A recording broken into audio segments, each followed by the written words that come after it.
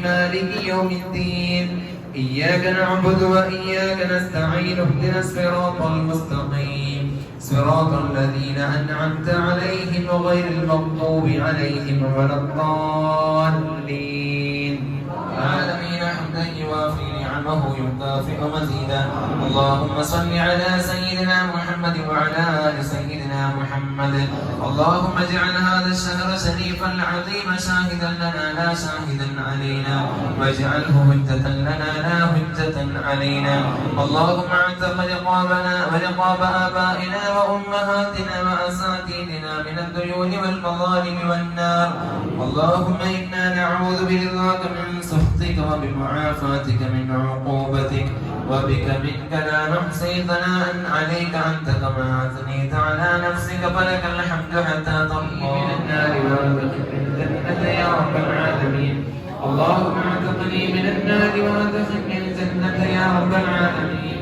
اللهم اعتقني من النار وأدخلني الجنة يا رب العالمين اللهم إنك عفو تحب العفو فاعف عني اللهم إنك عفو تحب العفو فاعف عني اللهم إنك عفو تحب العفو فاعف عني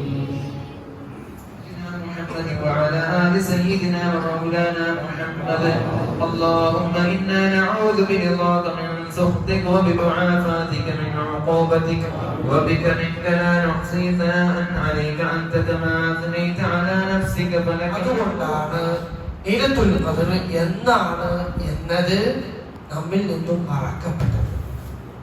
എല്ലാ ദിവസവും തിന്മ ചെയ്തു, ഈ ദിവസത്തെ മാത്രമേ പരിഗണിച്ചുള്ളൂ. ബാക്കിയുള്ള എല്ലാ ദിവസവും ഹറാമിലായി ചെലവഴിച്ചു, ഈ ദിവസം മാത്രം പരിഗണിച്ചു. എന്നാൽ അവൻ സ്വർഗത്തിലാണ്, ഒരു സംശയമില്ല. ആ അത്രത്തോളം കൂലി ഉണ്ടായതുകൊണ്ടാണ് അവൻ ലൈലത്തുൽ ഖദറിനെ നമ്മൾ അറിഞ്ഞിട്ടുണ്ട് എങ്കിൽ എന്താ ചെയ്യാം, ആ ദിവസം മാത്രം അങ്ങനെ ചെയ്യും.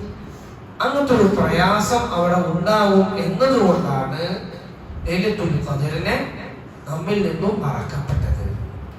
എന്നാലും അതിന്റെ സാധ്യതകളൊക്കെ മഹാന്മാർ പറയുമ്പോൾ അതിൽ ഭൂരിഭാഗം സാധ്യതകളും പരിശുദ്ധമാക്കപ്പെട്ട റമദാനിലെ 27 രാവിലാണ് എന്ന് തന്നെ മനസ്സിലാകുന്നത്. അതുകൊണ്ടാണ് എല്ലാ പള്ളികളും 27 രാവിലെ ഇങ്ങനെ നിറഞ്ഞൊഴുകുന്നത്. അല്ലാഹു ഖബൂൽ ചെയ്യട്ടെ. അപ്പോൾ ഈ ദിവസത്തിൽ നമ്മൾ കഴിയുന്ന രൂപത്തിലൊക്കെ അമൽ ചെയ്യണം.